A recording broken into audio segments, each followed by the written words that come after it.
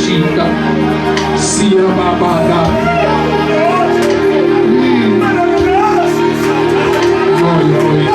wewe kanisa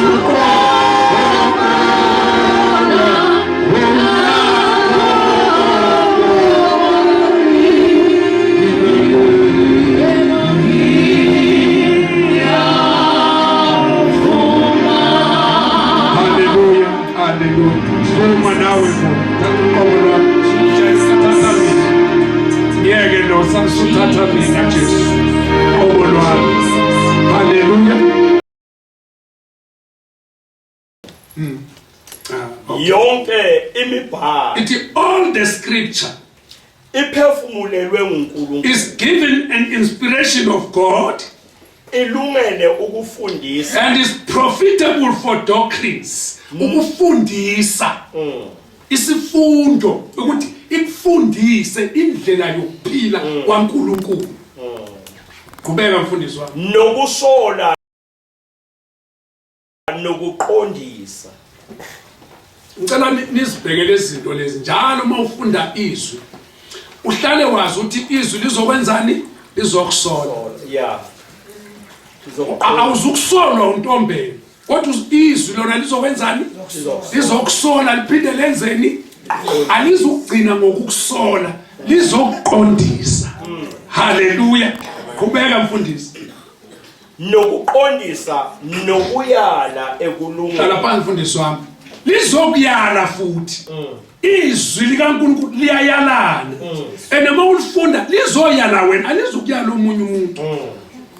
Liyala wena baba ukubheka. Nguwena kosuze zenzele okwakho. Kodwa thina mfundisi simile solo silikhulumile. Whether usibona ngenye indlela kodwa thina sokwenzani sizoma sikutshela ukuthi uthi uNkulunkulu. Uyayala nabo uNkulunkulu. Akakwazi uNkulunkulu ukugweba engakuyalanga. Yes. Ngeke never. Njoba ngimila is giving you an opportunity ukuthi uphenduke. Uthi uyayala mfundisi. Number amba mfundisi. Ukuze umuntu kaNkulunkulu aphelele. Ukuze asikhulumi ngabantu abangasibona bakaNkulunkulu. Sikhuluma ngabantu bakabani? So uma uzohlubuka wena thina sikhuluma nabantu bakaNkulunkulu. Uma usawuhlubuka it means awulazilele ngaphezulu ngoba ufuna ukulindela ukuthi uzokusola kuyana aqondise. Haleluya. So ke musukulwa nami. Musukwenzani? Musukulwa nami yilwa nezwi. Umfundisi obeshumayela izolo uzwale ngalisa ngamanzi. Wathi yekela nje thatha amanzi wena thatha uJesu faka ngaphakathi. Lento ngaphakathi ufaka uJesu uzozo simani kude manikiniki. Sanibonani. Amen. Wathi kude manikiniki. Faka uJesu wena ikati izoyiphumela negundwane izoyiphumela. Amen. So thina umsebenzi wethu ukufaka bani uJesu empilweni yakho. Ukuthi usebenza kanjani empilweni yakho nguye ozosenza umsebenzi. Haleluya. Uthi ke kuze umuntu wakhe anjeni aphelele because asiphelelanga bathandeka kunezinto engaphelelanga. That's why every Sunday all the day uzothola sikhuluma ngani ngayo le ndaba ngoba sifuna ukuthi uzwenzani uphelele kuphi ekulungeni ukulungela abantu uNkulunkulu. Sanibonani. Amen. Sanibonani. Sanibonani. Kuba mfundisi Kadela apheleliselwe yonke imisebenzi emibi. Apheleliselwe yonke imisebenzi enjani emibi not emibi. uNkulunkulu uthanda ukuthi senze njengaye, senze izinto ezinhle njengayo lebesiyenzile mfundisi. So support, so comfort, ukuze senze ini bakubone ukulunga kithi egameni lika Kristu Jesu. Haleluya, haleluya. Asiyephezeke mfundisi. Ngiyafika nje. Benzela ukuthi nje lezi zinto uzibone, ungabe sokuthi hey umfundisi uNkosi hey. Hezekiya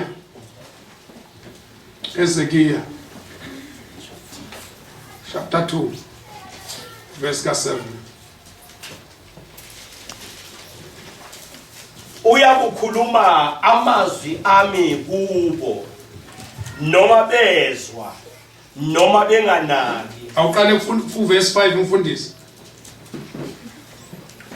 Bona ke noma bezwa noma benganaki ngokuba beyindlu ehlubukayo. Ithi noma bezwa noma benjani benganaki. Ngikhuluma nebandla. Ngikhuluma nebandla. Kusho uNkulunkulu la. Yes. Ngenhla ukuthi ngiyakuthuma umprofeti, ngikuthuma kwindlu kaIsrael, akangithumanga wena. Ungithumele kubantwana bakhe gospel. Uthi ke uNkulunkulu mayenginikeza imessage uthi hamba uye kubo. Uthi ke noma benjani bezwa noma benjani benganaki. Kuyokwenzekana mfundisi. Ngokuba bayindlu ehlubukayo. Uqala uyangitshela bayahlubuka laba bantu. Yini ukuhlubuka? Ukuhlubuka ukuthi kade wenza kahle bese uyasuka usungasenzi into okuyiyona yona okufuna uyenze. Yingakho ethi bayindlu ehlubukayo. Akusiyona indlu engamazwi uNkulunkulu, kodwa iyindlu yani yabantu abangabahlubuki. Bamhlubuka masinyana uNkulunkulu. Bangasamkhonzi baphinde bakhonze noma sebathi bahleli bakhonza uNkulunkulu abamkhonzi ngendlela efaneleyo. Ithi ke noma bezwa noma benganaki wena ngoba bayindlu enjani ehlubuka. Mfundisi asikwazi ukuma ngoba nakho kuthiwa bazohlubuka. Isidayi bazohlubuka abahamba. Vele siyazi vele bayindlu yokuhlubuka, bayahlubuka abantu. And uzomashwa yiwona lamazwi esiwasho ukuthi uyahlubuka wena. Utshelwa nje inkosi uyahlubuka. Sofuna ukuhamba, usofuna ukuthi asiyeke ukusho lento eright ngenxa ukuthi wenzohlubuka uzobaleka. Angeke siyeke thina. Funda mfundisi. Bayakwazi nokho ukuthi kade ekhona umprofeti phakathi kwabo. Uyabona mfundisi, mase ukhulumile wena, okwakho sokhulumile. Lithi sowuhambile mfundisi. Bayokwazi. They will know that the prophet of God, he was amongst them. Bayokwazi. Amen. Nisokwazi ukuthi bengikhona. Niyokwazi ukuthi wonke umuntu omile la phambili is prophesying upon your life. Uthi ke noma benganaki, noma bengezwa, noma behlubuka, kodwa bayokwazi wena mprofeti wakho. Yima kulento engikuthumele kuwe. Amen. Funda mfundisi. Wena ndodana yomuntu ungabesabi. Uthi wena ndodana yomuntu ungabenzeni mfundisi? Ungabesabi. Lento yokumana bese usaba abantu. Uthunywa uNkulunkulu. Uthi ke ungabenzeni? Ungabesabi. Nanginesabe mina. Mabundabeni ngolo ngakhuluma. Angizokhuluma uthi lade beyivulile mfundisi uNkosi incwadi esithole sibeyivulile uIsaiah 46. Lithi usugugube empunga. Nginguye. Ngizolo ngiyikhulumile bale sizohlubuka uzubuke. Lona ngeke ngime uzohlubuka uzubuke. Ngoba ngithunywa ngawomunye umuntu, ngithunywa uNkulunkulu. Yes. Funda mfundisi wami. Wena ndodana yomuntu ungabesabi. Ungabezini? Ungabesabi. Musani kwesaba abantu. Ingabesaba abantu. Musani usaba abantu abazothi khulumani indaba ezinhle. Ningabesaba wena ndodana nomuntu ungabezini? Ungabesabi. Ya. Ungesabi namazwi abo. Namazwi abawakhulumayo othi mawusokhulumile bese emva kwakho balandelisa ngamazwi. Landelisela umfundisi umprofeti ngamazwi. Yaphetha umfundisi. Ento ayikhuluma ayikho. Wena mfundisi uNtombe ungabesabi, ungalinge. Kusho uNkulunkulu ungabesabi. Khuluma lokho engikuthumele kuko. Qhubeka mfundisi wami. Noma amakhakhasi nameva kukuwe uhlezi phakathi kwawofezela ungawesabi amazwi abo. Ungawesile namazwi abo futhi. Baphinde uNkulunkulu ungawesa bayakhuluma abantu. Yabona umfundisi. Amen. Tema uyilandela ya basabile ukusukuma izolo umfundisi abasukumanga abafundisi bakhe sibathole lapha. Beyiboshelwe impela kusabaqala ngalela la. Bathi into eyenza ukuthi bangaboni. Ingxoxo. Yeah. Akuxoxa indaba endleleni. Haleluya ibekile mfundisi wami. Ibekile indaba ohamba uxoxa. Ngokuyimamele nje. Hamba uxoxa nje ngoba khona izinto ongeke uyibone. Thola umuntu ehamba nani mara nimbona ngihamba nani. Amen. Haleluya. Qhubeka mfundisi. Ungapheli amandla ngobuso babo. Ungapheli amandla. Ngiyabona nje ngiyanibhesa ngiswabile vele. Ngiyanibona nje. Ngila phambili ngiyanibuka. Ethi ya. Ungapheli amandla ngani? Ngobuso babo. Ningibhekile. Ngibhekile. Ningibhekile. Ngeke angiphela amandla noma ngibuka kanjani. Haleluya. Thithi umakele makhi. Uyasibona umfundisi. Nangisajabulanga. Kodwa uthi uNkulunkulu ungabi nenkinga nobuso babo. Angeke ngibe nenkinga nobuso babo noma kujika kangakanani. Ngizolo ngikhulumele mina lento engikhulumayo. Ngithunyiwe phela. Qhubeka mfundisi. Ngokuba bayindlu ehlubukayo. Bayindlu enjani futhi ehlubukayo. Qhubeka mfundisi. Uyakukhuluma amazwi ami kubo noma bezwa noma benganaki. Khuluma nje wena ini amazwi ami. Angifuni ukukhuluma into yami mina. Futhi sayiseke ukukhuluma indaba zethu. Yes. Indaba zethu ayisalele. Mase sila asikhulume lokhu uNkulunkulu asilethele khona. Yes. Uthi wena mprofeti wami khuluma amazwi ami ngiwabekile kuwe. Ingakho mfundisi abanye abantu bezana bengenawo amazwi kaNkulunkulu bephethe awabo amazwi. Yes. So uthi khuluma amazwi ami engiwabeke kubani kuwe. Kubeka mfundisi. Ngokuba bangabahlubuki. Ngoba banjani? Hey, leligama ngiyahlubuka. Nawe ngene vele ngiyahlubuka. Nalibona selivele kangaka. What's for manje? Yeah. I don't know how many times uhlubuka. I don't know. uNkulunkulu akamfuni umuntu ohlubukayo. Ngoba emphinda bayahlubuka laba uma ukhuluma nje bayahlubuka. Kunezinto nje uma uyithinta vele ahlubuka. Amen. Next week nje khona ongesukuza ngoba ehlubukile.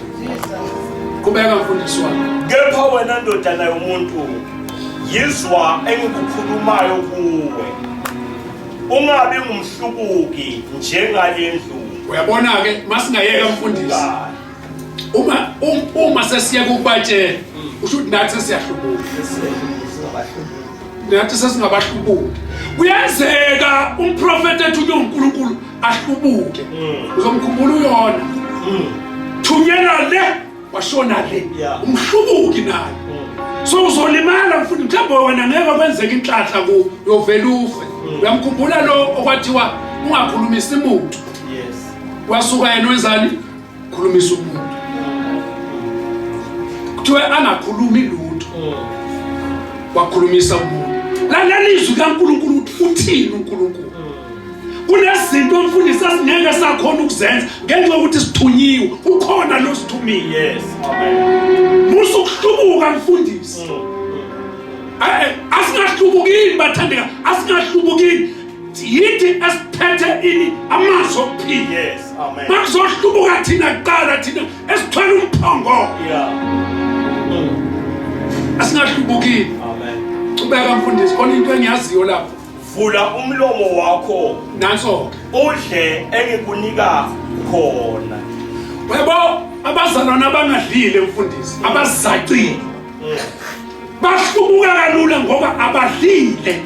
Uthi ke bavula umlomo wakho wenzeni udle lokho engenzani engivulani umlomo ngizonika ukudla. Amen. Ngizonika impilo. Wena ngokwakho vulani akwazi nikhandiwe uNkulunkulu lokudla uzokulela ekumnandi ithi we vula umlomo wakho wenzeni udle lokho engenzani engikunika khona bese wenzekalani umfundisi. Ngase ngibheka naso isandla saselulelwe kimi. Yabo isandla sasenjani Saselulelwe kimi. silolele kubani kimi. uNkulunkulu ulula isandla namhlanje usilulela kubani ku. Yes. Uwenzani umfundisi? Nangaphakathi kwaso bheka kumqulu wencwadi. Awuphakamisi nawo umqulu wencwadi. Amen. Phakathi kwesandla kunani? Kunomqulu wencwadi. Inkinga yethu lo mqulu awukho kithi. Suphethe mana awukho kithi. Wathini umfundisi wathi idla? Yeah. Yenzani umfundisi? Bheka ngumqulu wencwadi. Yeah. Waweneka phambi kwami. Waweneka phambi kwami. Wawulotshiwe. Ngizoweneka phambi kwenu unjani? Ulotshiwe. Uthi mayethi ubhala ukuthini la so ngikulobile. Engikulobile ngizani? Ngikulobile. Hallelujah. Funda mfundisi wami siqedelele. Wawulotshiwe ngaphakathi nangaphandle. Ulotshiwe ngaphakathi nangaphandle. Ubhaliwe kuwo izililo nezelelisi. Yes. Nokuthi maye. Ngoba mfundisi siqedelele. Aliphelele mfundisi. Phelele. Chapter 3. Chapter 3 vele uqala lapho umfundisi. Bawubeka nje uhlapha. Wayesathi kimi indoda leyo umuntu idla. Yenzani? Idla. Nami ngizothi bazalwane baseGhost Power yenzanini? Idlani. Idlani nini? Umqulu. Nisoba neindaba zomqulu. Phela ubhodla lokho okudlile. Ubhodla lokho okudlile. Uma ubhodli uneindaba uzobhodla indaba. Yeah. Yes. Sanibonani. Sanibonani. Uthi ke noma bengezwe. Noma bezwe noma benganaki. Kulunga. Hallelujah. Sanibonani. Bekumakhelwa nombheki umakhelwane ngathi senikwatile. Nikwatile vele manje ngiyambona vele ayicha nikwatile. Ibe nje bengalazi lelisu ngabe sengiyakhulumela ngishika phansi. Endleleni nikwate ngayo. Hallelujah. Sikhuluma ngokweshumi. Sikhuluma ngani?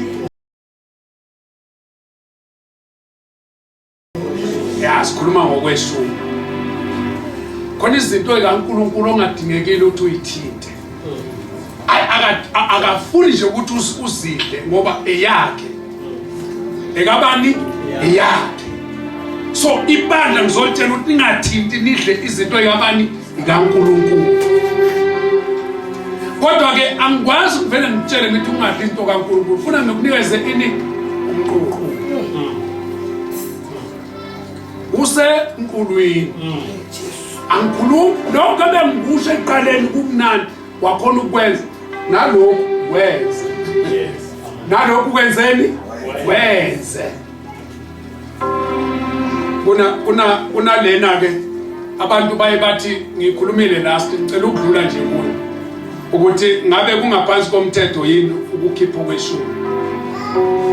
Ngase ngithi 23 Matthew umfundisi ekhumbula ngifuna ukudlula nje lapho. Abanye abantu bathi hayi into le yase Old Testament. And the Old Testament ikhona Old Testament isivumelano esidala.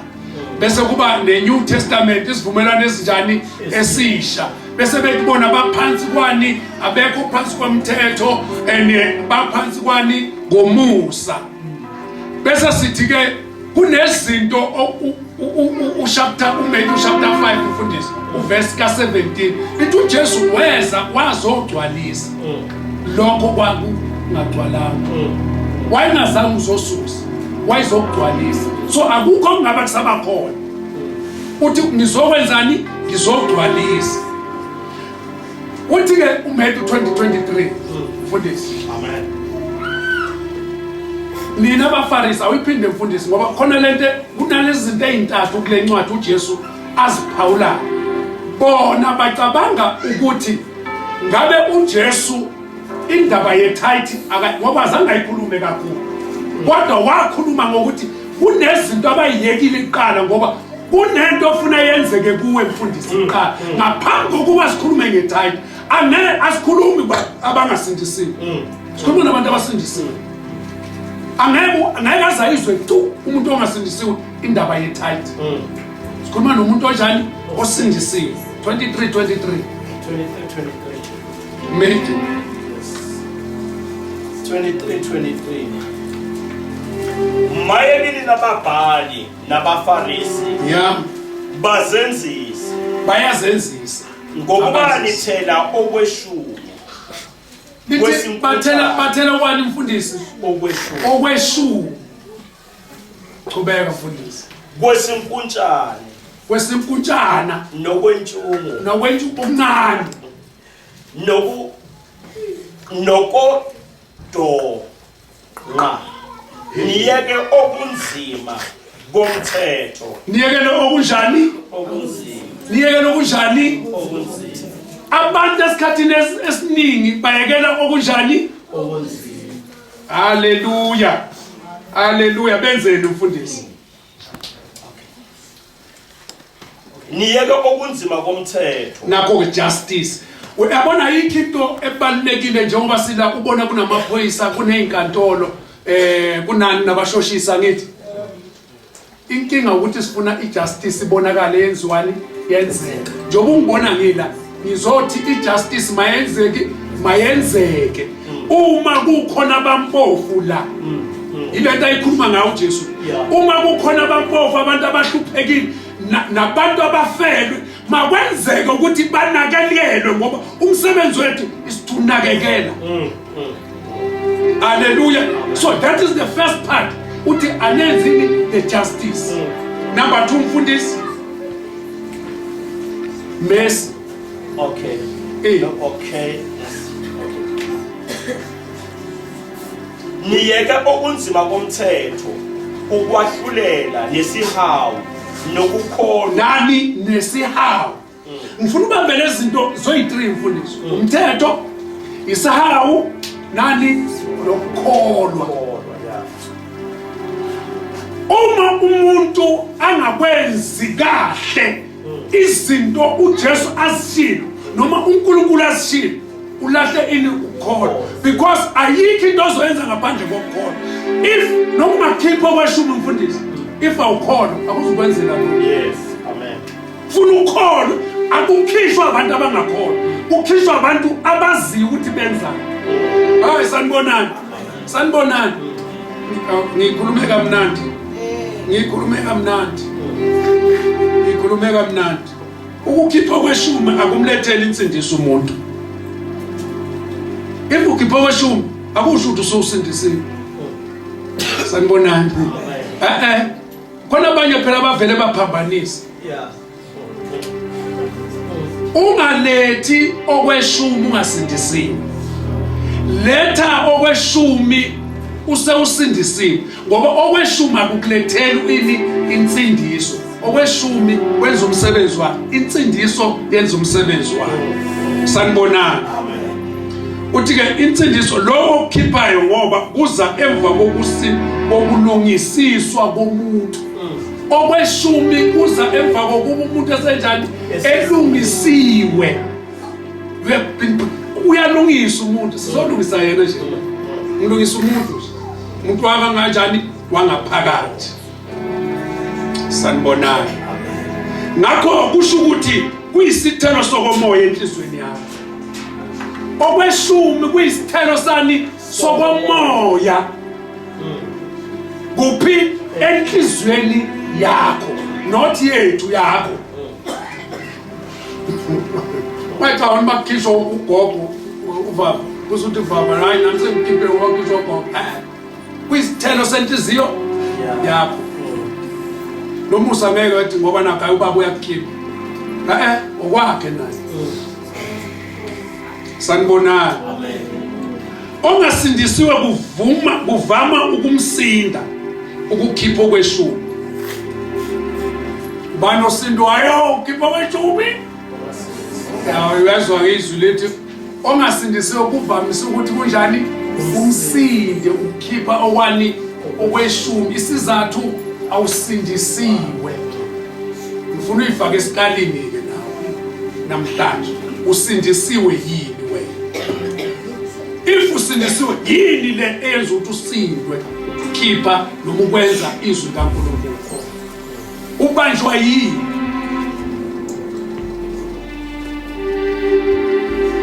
Ithike kodwa noma engakholwa kepha ekholelwa ezweni likaNkulunkulu maqondana nokukhipha okweshumi akukhiphe akasindiswa ngalokho kepha uNkulunkulu uyambusisa ngenxa yezwi lakhe. Sanibonani. Amen. It's true. Uthi uyabona khona abantu abangasindiswa vele suka khipha okweshumi. Uyabona manje uthenzani? Uyakholelwa ekuthenini lokweshumi kuzokwenza umsebenzi. Bese uyakhipha. Kuthi okholwayo osindisiwa ngakhipha. Kuthi umuntu ongakholwa bese wenzani? Uyakhipha, uyabusiswa. So ungaze udlule umuntu ongakholwa wena ukhona.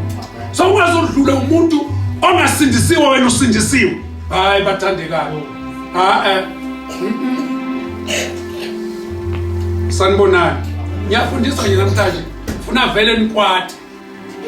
Ya ufike endini udla nje i7 colors. Ukuthi abangijelile kodwa. Hallelujah. Number 2. Yadlula kule. Kuthi ke ngabe kuyisono ukungakhipha okweshumi na. Ngiyafundisa njalo. Ufuna ukwazi ukuthi ngabe kuyisono yini ungakhipha. Yebo kuyisono. Sanibonani. Umbuzo lokuthi ngabe kuyisono yini ungakhiphi okwani okweshumi. Lithi ke yebo kuyisono noma kuyicala. It is a sin or it is a crime. Lithi ke eTestamentini elidala kukhona umhlatshelo wesono nomhlatshelo wecala. Kwakukhona umhlatshelo wani wesono nomhlatshelo wani wecala. Okusho ukuthi uma wenze icala noma wenze isono kwakuba nomhlatshelo, ingakho kwakuba nompriest ulethwa imbuzi na yonke le. Amen. Uthi ke ngoba zonke izinto umuntu azisebenzisayo ngezigaba uNkulunkulu. Angithi zonke izinto uma usebenzisa into angithi idalwe uye wakunika yona. So usebenzisa into kabani? kaNkulunkulu. So uma ungasakhiphi ushuthi usugodle into kabani? kaNkulunkulu. Uthi uma sizisebenzisa kahle sithola impilo enhle. Kungakho uNkulunkulu ethi ngiyangiphanga. Malachi mfundisi Malachi chapter 3 verse 8. Ningamaqola. But you are robbing me ngesilungu. Umuntu angaphanga uNkulunkulu na? Nokho ngiyangiphanga. Bese nithi sikuphange kanjani na? Ngokweshumi nangeminikelo. Ngokweshumi nanga. Imagine uziroba wena. That's why ngasa imali yakho mawuphela inyanga ayikho. Ikweletu step. Uvela nomuntu wamkweleta kudala. Afika afuna imali sathi 800 rand. Amen. Hallelujah. Amen. Uziroba wena. You are robbing yourself. Uyaziroba wena. Why we shy? Why we limaza man? Why are you injuring yourself? Self-inflection. Nyamkhumbula ubulldozer wayisho la wathi uzilimaze wena. Wenzeni? Uzilimaze la kune PPE okufuna uyigqoke ukuze ungalimali. Amen. Hallelujah. Uyabo kunezinto umfundisi ezingeke uswele omunye umuntu ngoba sesikunikezile esithi PPE sikunikeza amaboots na yonke into ukuthi la kungenwa sekusona.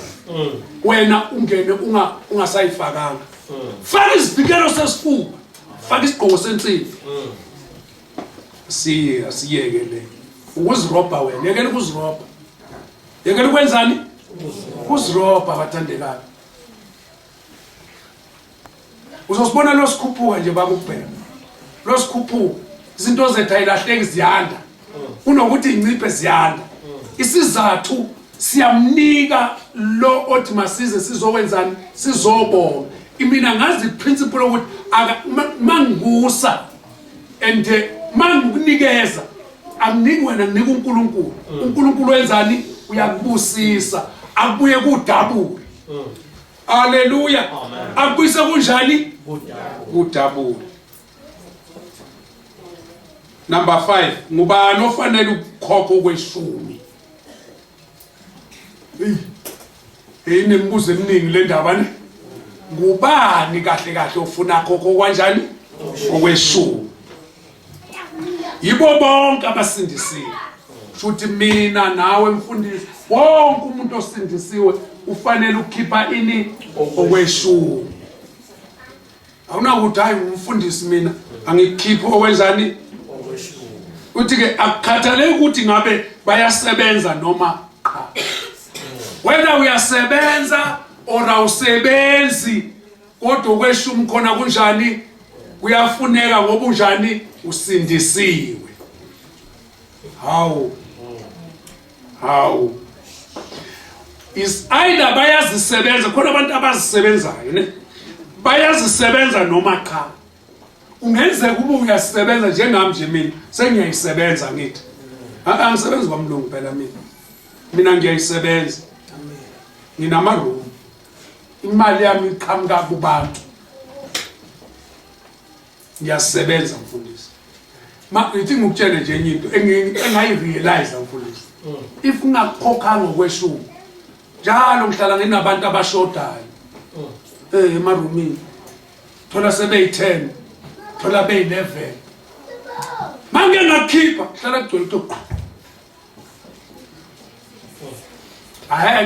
Ngitshela imfihlakalo ngithi mina kumanje khona ilist emile because ngikhipha ayini okweshumi. Bahlala bekhona bagcwele. Uyabona nje lo nyaka lo ugcwele. Isizathu kunalento engidlayo ukuthi ngizirobhe mina. Manje ubani ofuna sikhulule? Yimi engisikhululile mina. Hallelujah. Amen.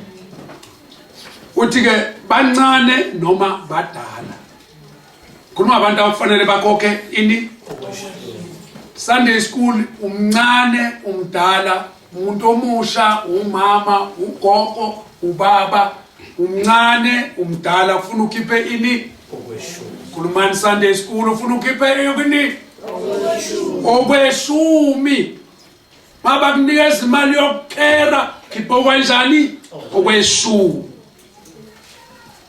Bese uthi umbuzo osemqobo ngabe wena usuqalile yini ukukhokha okweshumi na? Umbuzo osemqoka ke lo. Ngikhona ngibashile ukuthi abafelwa noma abafelokazi, abafundisi noma abavangeli. Vele kuba nenkinga ke la kithi mfundisi. Ingakho baze bethi masivakashile mfundisi kodwa kuqala abafundisi banikele sibale eqala le mali. Ngoba laba abafundisi laba bangamaqola. Abafundisi bangamaqola mfundisi. Abanikeli.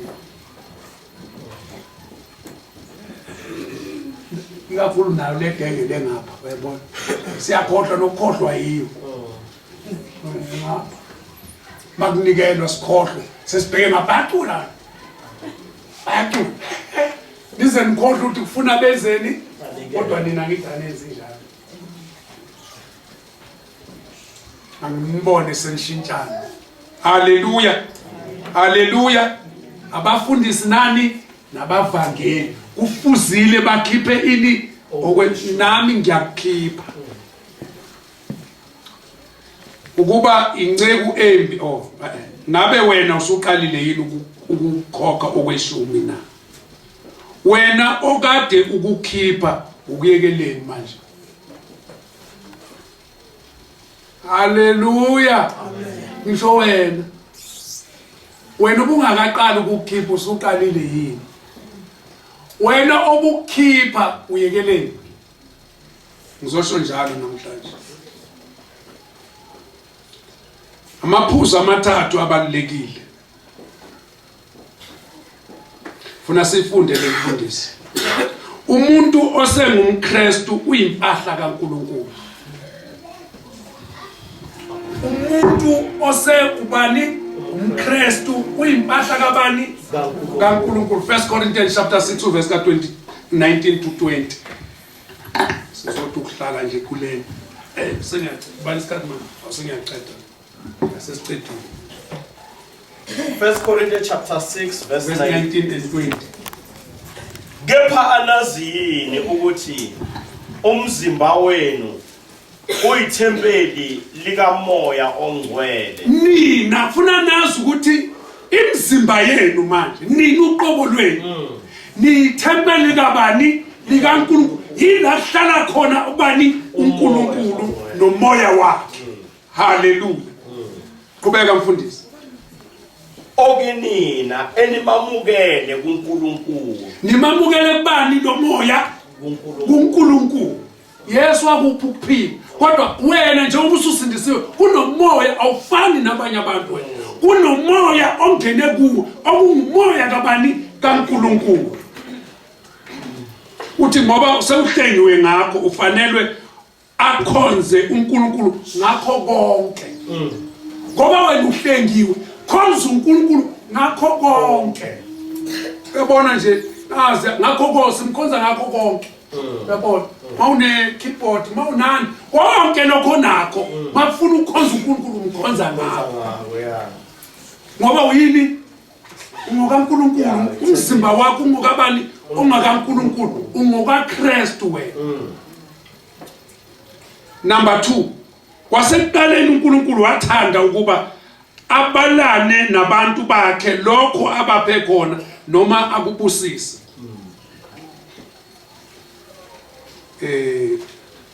okweshumi okwakhokhwa uIsrael kuyisibonelo kuthina salokho okufunwa uNkulunkulu haleluya amen haleluya nansi engifuna ukuthi uyazi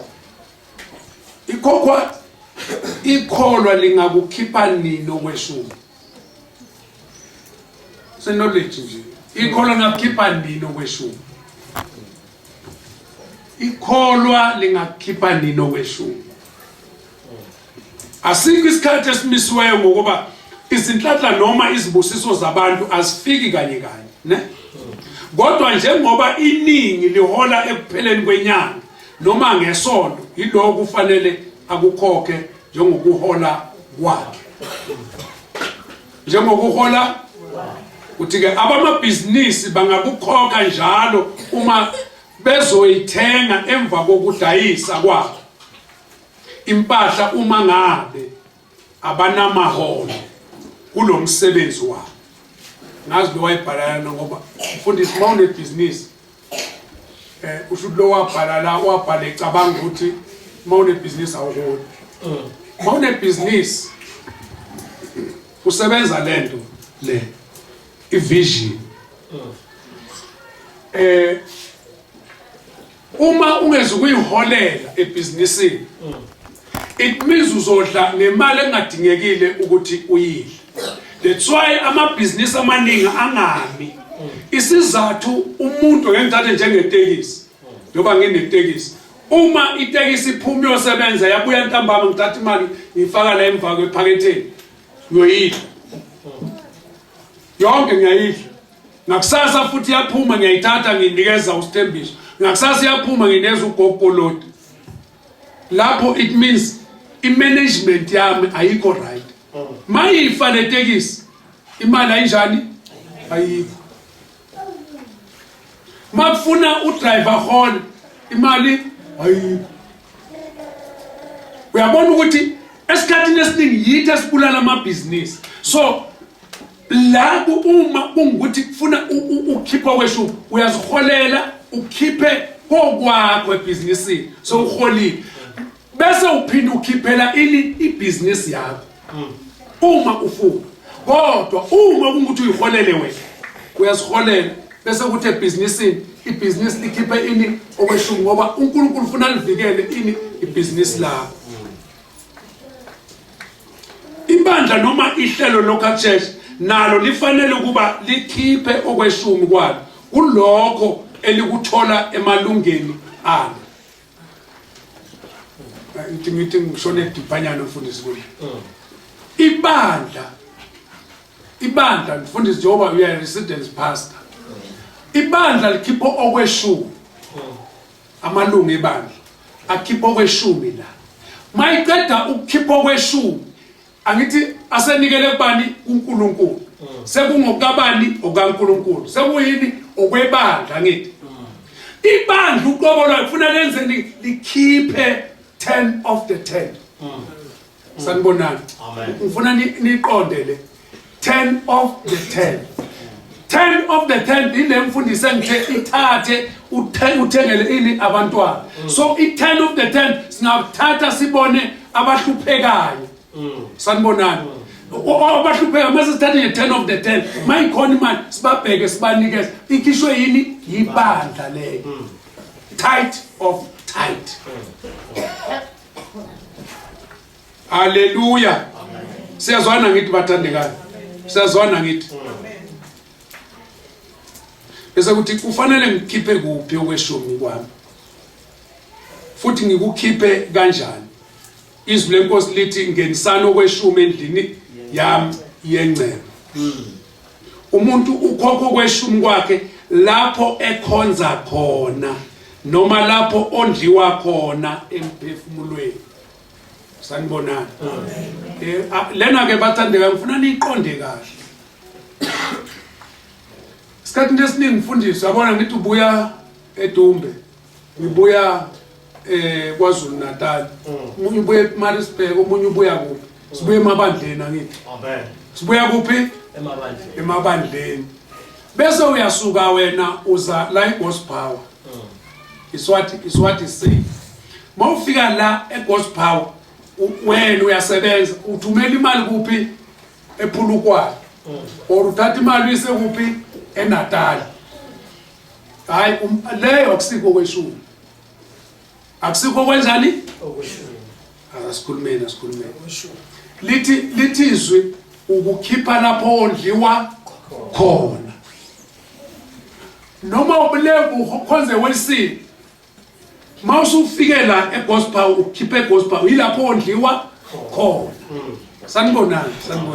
Ngiyayizwa ngithi angifuni kusasa ungayazi le ndaba. Indaba nje esemqoka. La ukhonza khona yila ukhipha khona okweshumi. Amen. Siyambisana ngithi. Amen. Uma ufuna ukunikelela elinye ibandla thatha imali emalini yakho esele u90%. Uma nje wena ufuna ukunikela kwelinye ibandla ngithi ufuna ukunikela kwelinye ibandla wena uyitshela ukuthi ukhipha okweshumi akusikho okweshumi lo akusiyikho ungayinikelela nje uyothatha kulokhu okwakho okweshumi okusho ukuthi if ukhiphe i10% uthi 10% uyise endaweni wrong akusiyi 10%. Sanibonani. Amen. Mawuthatha i10% uyise endaweni wrong la ifika khona ayisiyi 10% usarobha uNkulunkulu yise la ofuna iyenzeni yondle khona ngoba uNkulunkulu ukuthumelela. Amen. Uthi ke awunalungelo lokusebenzisa okukaNkulunkulu ngokubona kwakho. Awunalungelo lokusebenzisa okukaNkulunkulu ngokunjani? Ngithi wena uvela uthi hayi la akudingekile ukungakhipha imali la eGospel. Awunalungelo lokusebenzisa into kaNkulunkulu ngendlela obona ngayo. uNkulunkulu ubeka indlela yakhe yokusebenzisa izinto zakhe. Noma ngabe ukusebenzisile isidingo sempela, kodwa khumbula ukuthi akukhona okwakho. Akusikho okwakho lokho kweshumi. Noma ungabona isidingo singakanani, kodwa lento oyisebenzisayo akusiyona kabani eyakho. Engiyakhuluma namhlanje. Ngiyakhuluma namhlanje. Hayi, ngiyathanda kabi le. Engiyithanda kabi le. Ngoba ivela iswabisa abantu.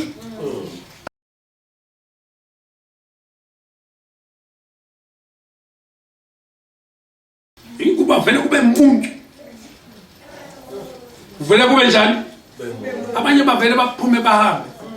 Bashiye kanjalo ukuthi sebaqalile. Kodwa ke lithi noma bengezwe, noma benganaki, wena khuluma lokho enginjani engithume khona. Lithi ke sesiya ukuthi sikhipha kanjani manje.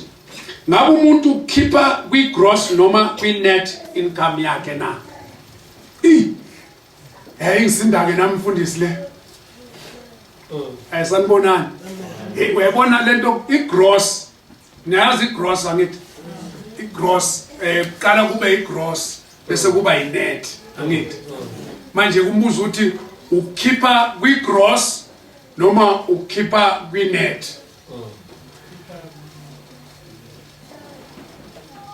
I-gross yileya yokuqala enkulu.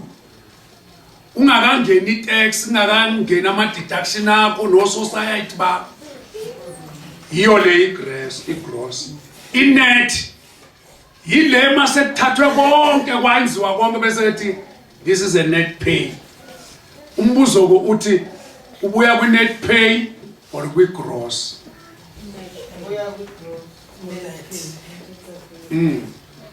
Ibuya kuphi?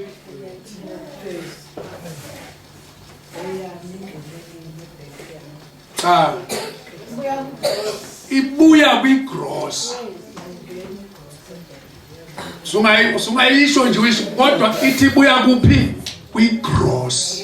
Angithi before uthinta kufuna uthintele bani? uNkulunkulu. Before uthinta, before wenza ama-deduction no society no what unikeza bani? uNkulunkulu. So kubuya kwi-gross because mawuzothi kwi-net usho sowuthintile mos. Sewudlile iqala. Kanti uNkulunkulu uthe qala kimi uqala. Uqala nge-10%, awuqali nge-90%. Sanibonani. Hayi inzima nemfundiso. Ngiyayazi isalary yakho mawubheka. Kanti lula kanjani mfundisi? Once wayikhipha okokuqala okwesibili, hayi lokho okunye nje sowuzwa unecala. Mamnkosi wangibheka nje. Yamali yami wahamba yonke. Angeke hambe yonke. Haleluya. Amen. Khona ke into eyenzekanayo yabo nje ukusindisiwe ngithi usindisa usuneyikweleti. So unani? Wathi ukhipha kweshumi vele isikoloto sibe la. Sibe njani? Sibe la. Ubona ukuthi angeke ngikhona phela. Ngoba isikweletu sinjani? uNkulunkulu ukuthola la ukhona.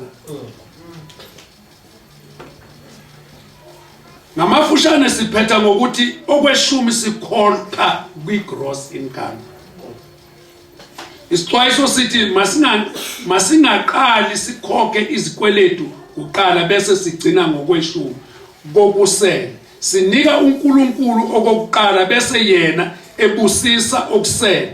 Uma simnika okugcina akukho azosibusisa akuvikele. Romans chapter 11 verse 16, Malachi chapter 3 verse 11.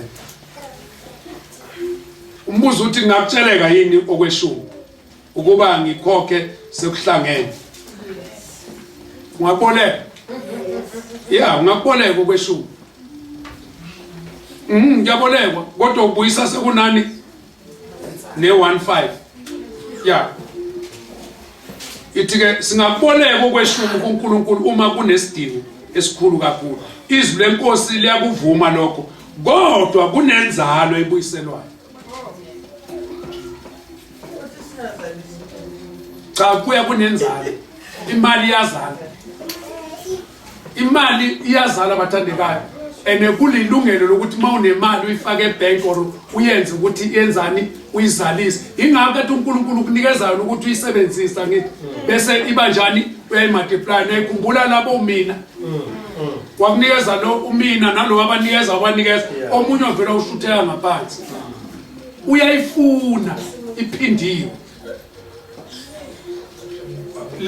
leyo ndaba le yokuthi uyayifuna inenzalo makade uyibolekile uLeviticus ne Leviticus chapter 27 u30 to 31 iyabolekwa imali yani yokweshumi sengiqedile yini engakhokhwa njengokweshumi sengiqedile kulama verse sithola igama elithi kukho konke angithi uthi ke uma lithi kukho konke lisho khona ukuthi kukho konke funda lama verse ke masithi kukho konke uGenesis 14 verse 20 28 22 Deuteronomy 14 22 Leviticus 27 verse kungaba okunye kwalokho okulandelayo khona abantu abafuyile bangafuna ukuletha inkukhu sizidle ngaba imali yazi ukuthi sasicabanga imali kuphela ngaba yini okulinywayo ogogo bayalima okuyisambatho abantu abakwembathayo amen haleluya abantu abenzani okweshumi nje ungakuletha ukwembatha wonke ungakuletha nali lokuzana la sengivala ngalokho kwemfundiso uyini umsebenzi wokweshumi ngisho ngadlula uyini yiyo lebengifisa kakhulu ukuthi siqonde silibala ngabe sesibamba nje umfundisi sesibamba izambe sibamba sazi ukuthi lo msebenzi wakho uyini wona uNkulunkulu uthi kungukudla endlini yakhe lendlu ayishoyo iyithempeli ne umsebenzi wakho okweshumi ukuthi kwenziweni kudliwe sanibonana ukuthi umsebenzi okweshumi ukuthi kungeniswe endlini yakhe kwenziweni kudliwe uthi ke eTestamenteni elidala kukhulunywa ngethempeli elalinabantu abasebenza kulo ubusuku nemini kunabantu abasebenza ethempelini ubusuku nani qala babesebenza ubusuku nemini namanje mfundisi basivusa sekushoniwe la ekhaya mfundisi mfundisi petrol ayikho haleluya bengizoya lapho deep sekushoniwe la sekushoniwe mfundisi la ekhaya nesidumbu naso kufuna bafuna ukuthatha 11 yabo mfundisi uhambise ngayo uthi ke labo abalevi nabapriest ababefanele balithwale itabernacle noma ithempeli babedla khona lapha ethempelini uma senikulethile into yokuqala bathandekayo ukuthi kudla abafundisi abantu abaphethe umphongolo khona amen umfundisi leyo ngeke asiyigwegwe asenzini asigwegwe mangidla ninginika anguthi aninginika maninginika ngizoyidla amen ngoba ufuna uqale kimi iqala ngeke niqale ngabantu abahluphekayo nami ngihlupheka niqale ngabantu abahluphekayo uqala mina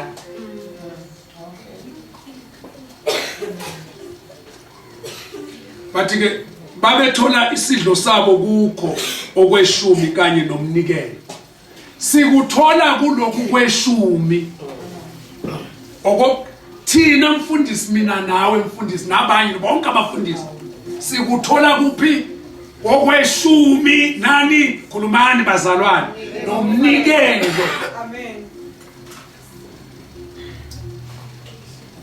lento yakho ukuthi ukhipha umnikelo osofuna ukuthi mawudliwe uwe futhi ubukhiphela njani manje njani ene ungakhipha okweshumi nomnikelo bese uyakulandelela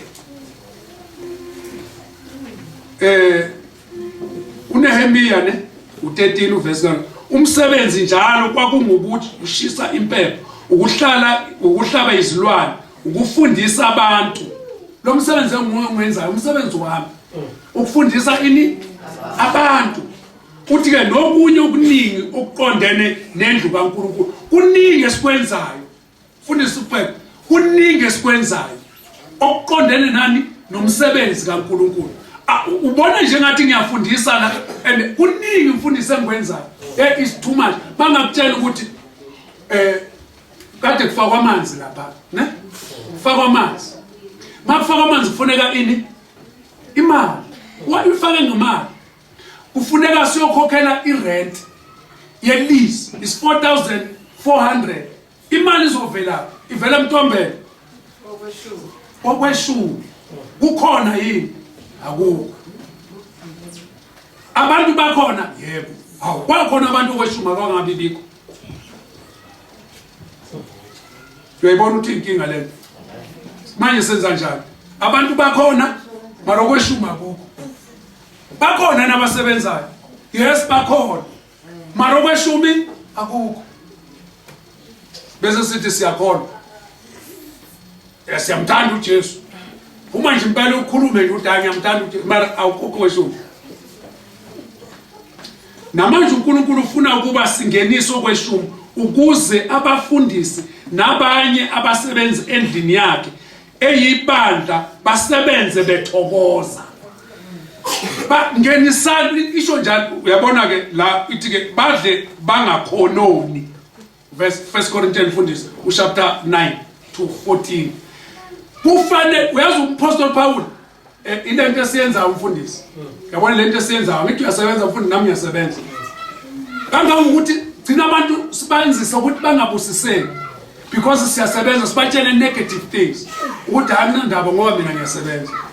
Kanti uNkulunkulu uyafuna okweshumi ukuze akubusise lento. Khona abanye abangasebenzi ubusisa lokuze kwenzeke lento ya. So ngaleyo ndlela uNkulunkulu ufuna thina sithole le mali.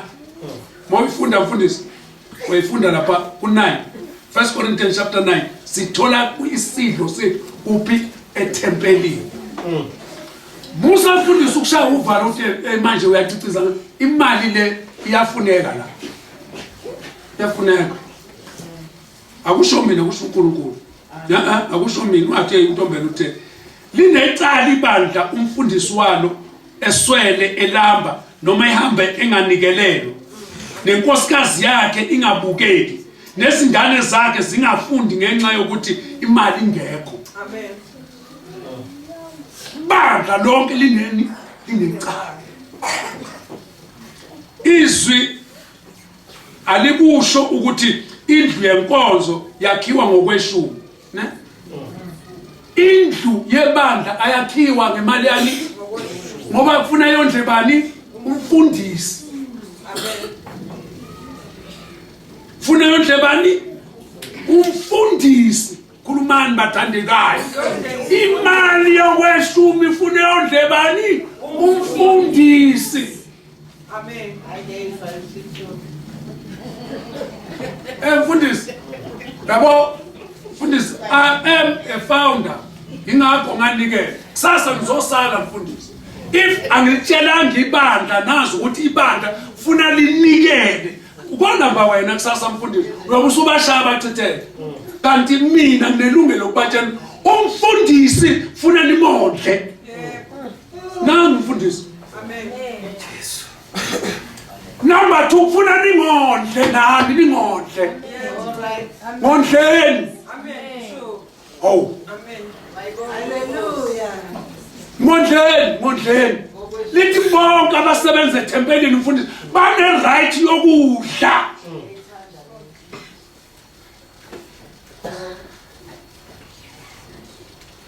Mfundisi masingayiyeka leli bandla lobi foundation yalo i-wrong.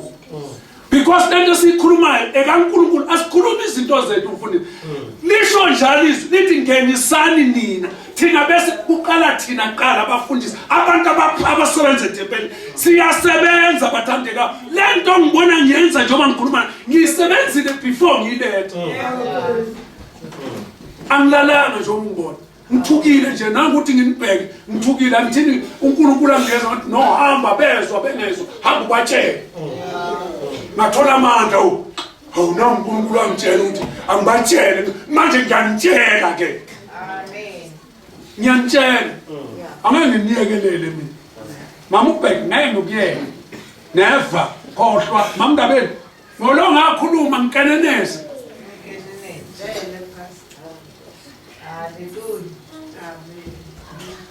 Lithi-ke indlu yenkonzo njengoba sakha nje mfundisi bathi ayakhiwa ngokweshumi. Ithi ngiqedelele izinkonzo zakhiwa ngomnikelo wesidlo oqondene nalokho. Inkonzo mfundisi ayakhiwa ngokweshumi kodwa kukhishwa imali. Amen. Kukhishwa imali ukuze yakhe isonto. Akusikho kweshumi.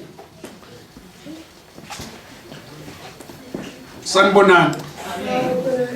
Kepha uma ibandla selinokwanele ukondla izisebenzi lingakusebenzisa nalapho. Uyayibona? Usho ukuthi okweshumi kusebenza uma sekukuningi. Sesidlile nomfundisi, sesinamafutha ngapha, sesinamalunda. Yeah. Manimbona nani umfundisi wenisho ukuthi nawe umfundisi wethu. Ungasabi ukumkhomba umfundisi wakho phambi kwabantu. Yeah. Obunefile.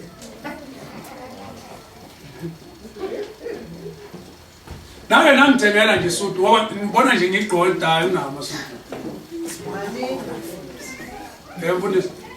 Swabona ngathakalo. Mani kakhulu.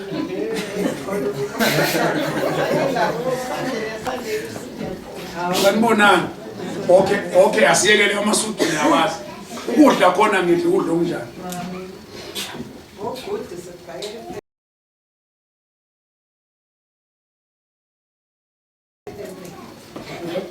Oh ngifuna ngilinde omunye ugudu futhi. Mfundisi. Ibhlungu lento. Yabo anginitshele bathandekayo. Yabo mhlonipheni umfundisi. Ake nimthekele ne-cold drink nje mangizilela namakhekanyana nje. Amen. Angiphinde futhi mfundisi. Mangifika kwakho mfundisi ungenzi ukuthi ngiphume ngingenzanga lutho, unganikanga lutho. Noma ubala ungalinge uyivume leyo. Mawungenakho ikhamanzi ngeglass umnikeze umuntu.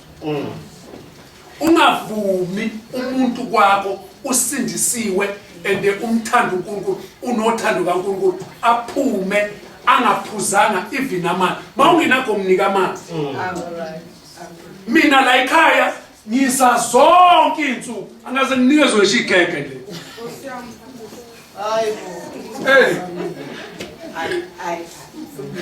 Angaze ninginike bazalwane. Ubani othi wakwanginika mangizoshumayela mangiqeda nje ukushumayela athi hayi mina ngangakuye amanzi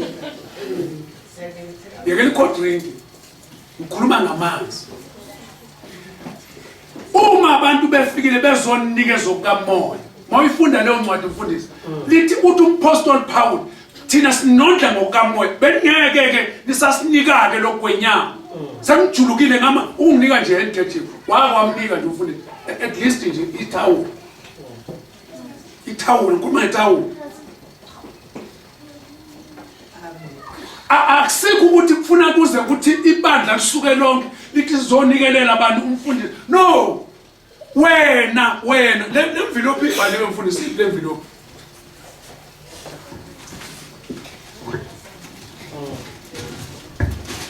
Ngixolele ngoba ngiyadlula enefuna ngizisho zonke lezi nayo.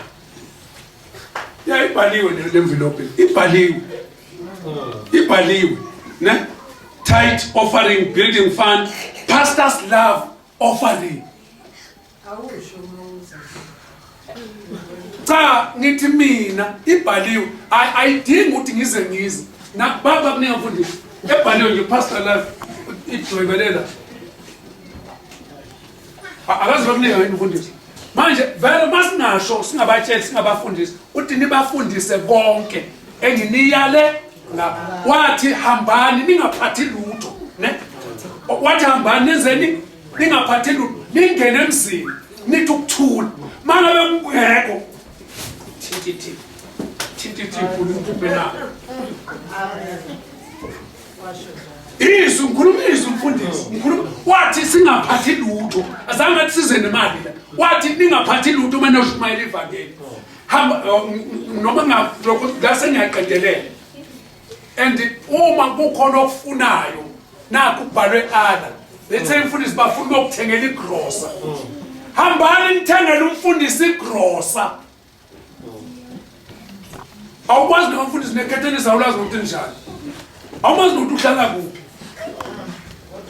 hayi ngikhuluma nani namhlanje ngikhuluma nani mfundisi akuseli bandla esizolisa ezulwini funa libe umakoti uyaphelela umakoti unjani ibandla umakoti angithi ikabani umakoti kabani kaJesu ibandla so lokho akushoyo kwenzeni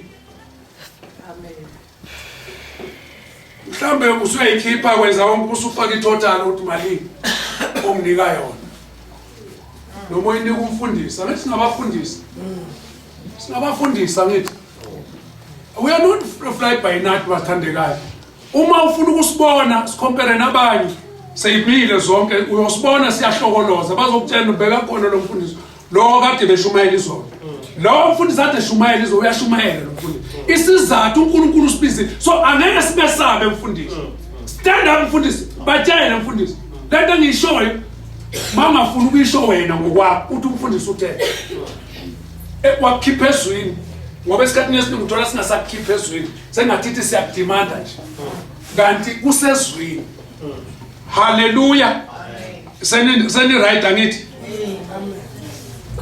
seni right angithi uzobuya ngizokhuluma ngokumnikela mfundisi othatha indawo yakho mfundisi.